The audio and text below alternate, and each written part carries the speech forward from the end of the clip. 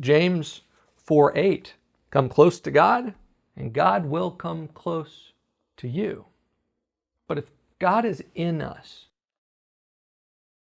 and will not leave us, then what does this mean? Well, as always, context is key.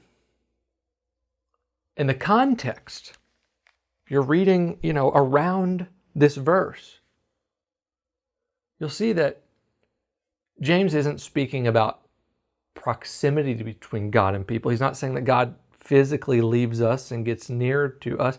I mean, just a few verses earlier, he actually says that God has put His Spirit in us.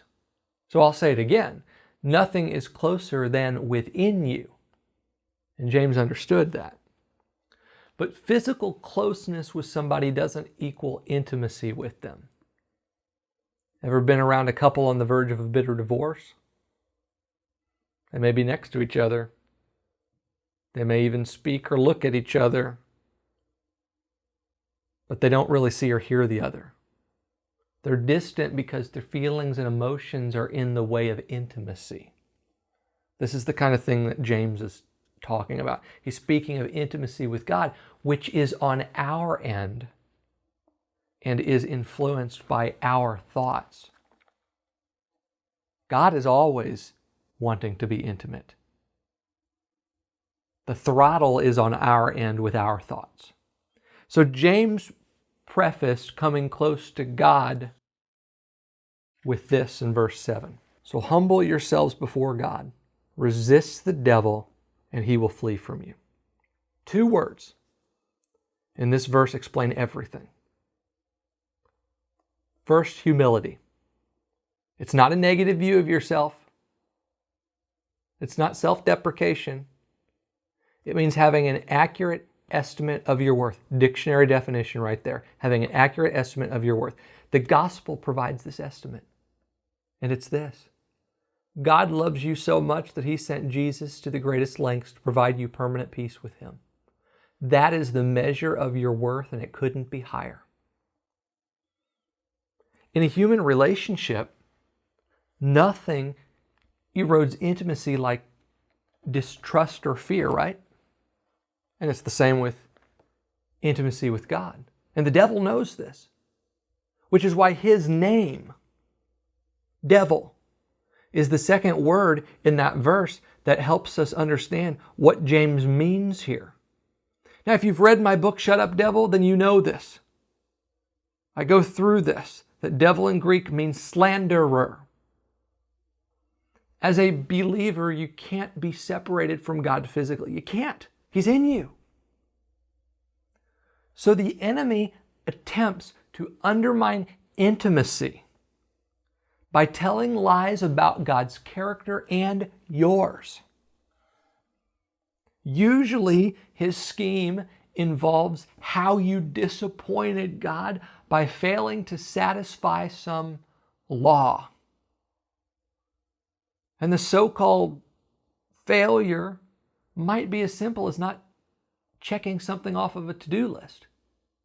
Or it could be as religious as believing that what you ate disrespected your body as God's temple. Sin doesn't have to be involved in this here. Any have-tos are laws, and when have-tos become I didn'ts, people tend to fear that God is disappointed or angry. And this is what affects any sense of closeness with God, and it's what the enemy stands by to instigate as slanderer. So to grow in intimacy and to maintain intimacy with God, James instructed to resist the devil. But how do you do that?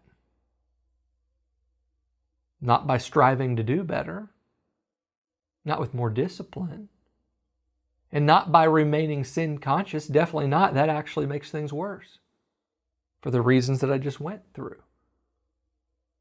No, it's far more effortless than those religious hamster wheels. You repel the slanderer.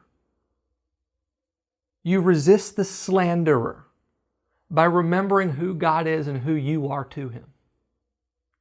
Call to mind that God is love and He loves you perfectly. In the words of the Apostle John in 1 John 4:18, perfect love casts out all fear. Perfect love casts out all fear. Now that doesn't mean fear of spiders and heights and public speaking, though knowing that God loves you and being able to trust Him, I'm sure helps with that. But ultimately, the truth of God's perfect, unfailing love for you banishes the fear that you are bad and God is mad. It evicts the slanderer and grounds your relationship with God. So no more spiritual roller coaster rides.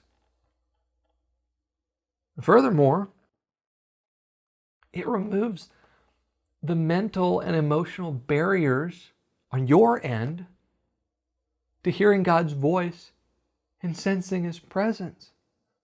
So here's the takeaway. Remembering God's love for you is the key to feeling as close to Him as He really is.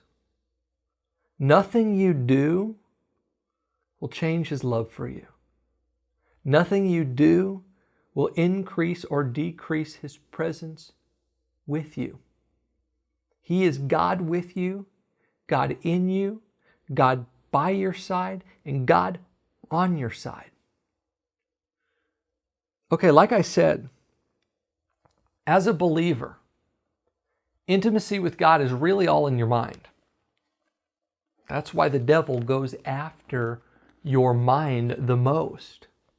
He injects thoughts that provoke guilt and shame and fear and insecurity and a host of other things, all in order to erode your connection with God. That's what takes away your power.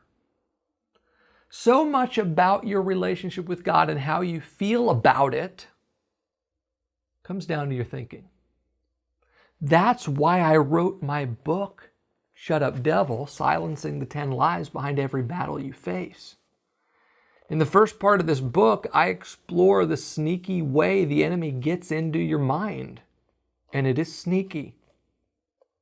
Then for the rest of the book, I reveal the 10 most common thoughts that he uses against you. And then I tell you how to shut them down. Shut Up Devil is available in paperback, ebook, or audiobook wherever books are sold.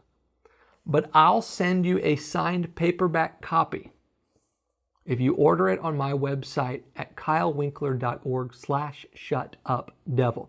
That's kylewinkler.org/shutupdevil.